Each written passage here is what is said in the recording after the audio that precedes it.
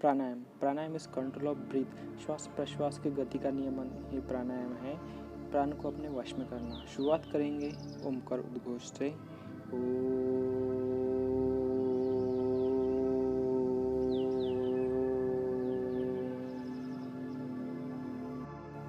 अनुलोम विलोम। अनुलोम विलोम को alternate nostril breathing भी कहा जाता है, जिसमें हम एक नासिका से श्वास को लेते हैं जिसको पूरक कहते हैं, श्वास को रोक के रखते हैं जिसको हम कुंभक कहते हैं, और श्वास को छोड़ते हैं दूसरी नासिका से जिसे हम रेचक कहते हैं। तो इसका अनुपात 1:4:2 रहता है। मतलब अगर 1 सेकंड श्वास को लेते हैं तो 4 सेकंड उसको रोक के रखेंगे और 2 सेकंड में उसे छोड़ेंगे।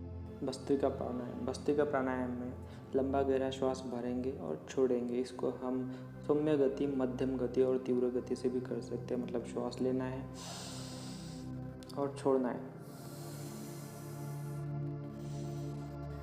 इसको हम तीव्र गति से भी कर सकते हैं।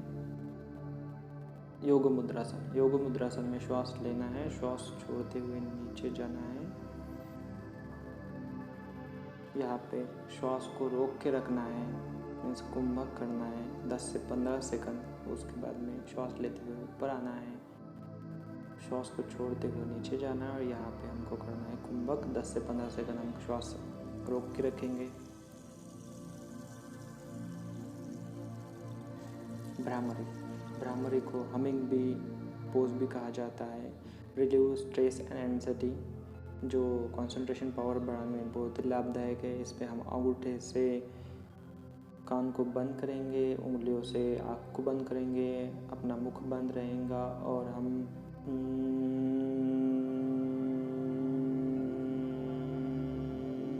ये आवाज़ करते जाएंगे। जो कपालभाति। कपालभाति में श्वास को छोड़ना है और पेट अंदर। श्वास जैसे ही छोड़ेंगे अपना पेट अंदर रहेगा। इसको हम 1 मिनट में 20 स्ट्रोक ऐसा भी कर सकते हैं।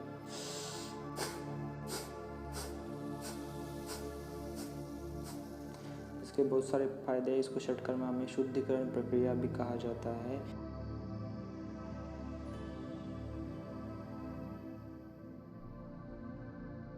वज्रासन। वज्रासन में दोनों पैरों को मोड़ के एड़ियों के ऊपर बैठना है, अपने हाथ घुटनों के ऊपर रहेंगे। पर्वतासन में अपने हाथों को ऊपर लेके जाना है श्वास लेते हुए। इस पोजीशन में आप ज़्यादा देर तक बैठ सकते हैं। शशांगासन में आप नीचे झुक जाएंगे, जिससे रैबिट पोज और मून पोज भी कहा जाता है, जो एंगर कंट्रोल करने में बहुत ही लाभदायक है। अपनी ओरिजिनल पोजीशन में आ जाएंगे। व्याघ्रासन, इसे टाइगर पोज भी कहा जाता है। घुटनों के बल बैठ के आगे तरफ झुकेंगे और पैर को ऊपर की तरफ खींचेंगे। बैक पेन, अस्थमैटिक्स, एलर्जी सफरर्स के लिए बहुत ही लाभदायक आसन है। उष्टासन, इसे कैमल पोज भी कहा जाता है। वज्रासन में बैठ के फिर खड़ा होके अपने हाथ से पैर के एड़े को टच करेंगे और पीछे की तरफ झुकेंगे। इससे हमारे शोल्डर, बैक और नेक को स्ट्रेच करने में बहुत ही लाभदायक आसन है। अर्ध पवन मुक्तासन, इसे लेग लॉक पोज भी कहा जाता है। पैर को घुटनों की तरफ से मोड़ के नोज को घुटनों को टच करना है। इसे हम दोनों पैरों को एक साथ मोड़ के भी किए तो उसको पवन मुक्तासन कहते हैं।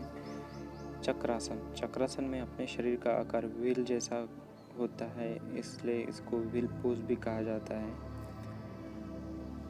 इससे हमारी स्पाइनल फ्लेक्सिबिलिटी बढ़ती है, शरीर में लचीलापन आता है। इसे हम एड़ियों के बल भी कर सकते हैं।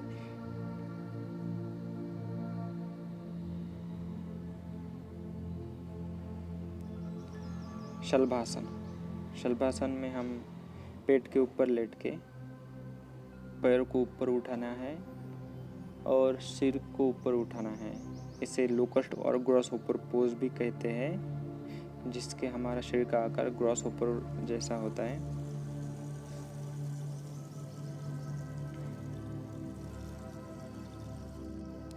कटी हुई Vakrasana, spinal twist on back. जमीन के ऊपर लेट जाएंगे, दोनों घुटनों को ज़मीन की तरफ झुकाएंगे कि पहला घुटना दूसरे एड़ी के पास आ जाए और रिलैक्स रहेंगे। ये दूसरी तरफ से भी करेंगे। दोनों घुटनों के दूसरे साइड से ज़मीन को टच करना है, जिससे हमारे स्पाइनल में स्ट्रेच आता है, बैक में स्ट्रेच आता है। छिमुत्तासन। दंडासन में बैठ के शरीर को आगे झुकाना है, जितना हो सके उतना आगे झुका सकते हैं। सिर को, घुटनों को टिकाने का प्रयास करेंगे और जानुसिरासन, इसको हम एक पैर से कर सकते हैं और शरीर को आगे की तरफ झुका के सिर को, घुटनों को टच करने का प्रयास करना है। इसको हेड टू नी पोज भी कहा जाता है।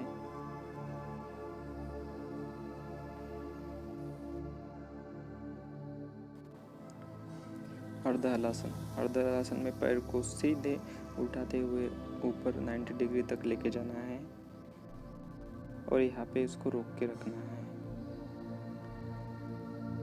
उत्थान पादासन, इसमें 30 डिग्री, 60 डिग्री और 90 डिग्री पैर को रोक के रखना है। नीचे जाते हुए भी इसे रोक के रखना है 30 डिग्री और 60 डिग्री में। इसे उत्थान पादासन कहते हैं। नौकासन। नौकासन में हम शरीर को उठा के, हमारा शरीर का आकार नौका जैसे होता है, इसलिए इसको नौकासन कहते हैं। इसमें हमें रुकना है 1 मिनट से 2 मिनट जितना आप कर सकते। सेतुबंधासन, हाथों से पैर को पकड़ना है और बॉडी ऊपर उठाना है, बॉडी को स्ट्रेच करना है, जिसे ब्रिज पोज भी कहा सकता है। हलासन में पैर को उठाते हुए ज़मीन को टच करना है, स्ट्रेच करना है, इसे हलासन कहते हैं। इस स्थिति में रुकना है जितना आप रुक सकते हैं। मंडूकासन, दोनों मुट्ठियों को नाभियों के बाजू में रख के नीचे झुकना है और यहाँ पे रोक के रखना है। इस स्थिति में हम श्वास सामान्य लेंगे और यहाँ से 1 से 2 मिनट तक रुकेंगे। हाथों की मुट्ठियों को नाभियों के बाजू में रख के नीचे झुकना है, जिससे हमारे पेट के ऑर्गन पे प्रेशर आता है। इस स्थिति में हमें 1 से 2 मिनट तक रुकना है, जितना आप रुक सकते हो, और श्वास सामान्य गति से लेना है।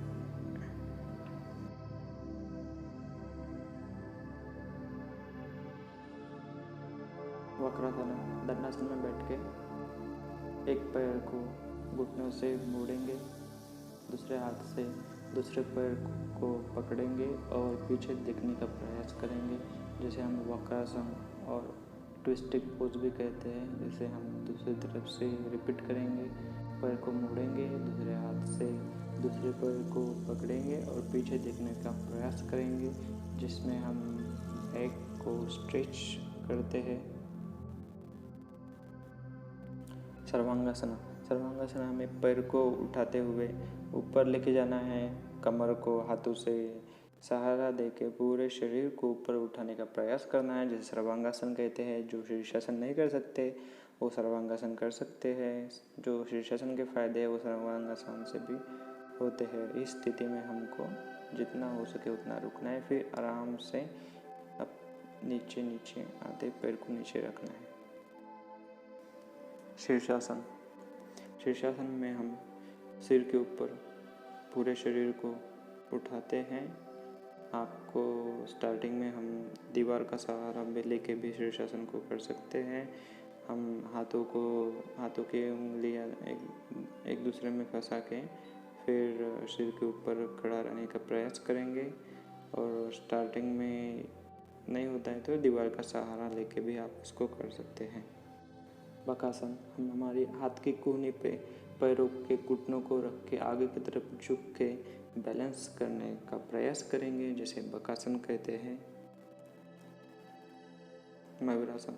हाथ को उल्टा जमीन के ऊपर रख के हाथों के कोहनी को नाभि के बाजू में रखेंगे और आगे झुकने का प्रयास करेंगे, और फिर पैरों को ऊपर उठाना है। इसको मयूरासन यानी पीकॉक पोज भी कहता है, जिससे हमारे शरीर का आकार पीकॉक जैसे होता है।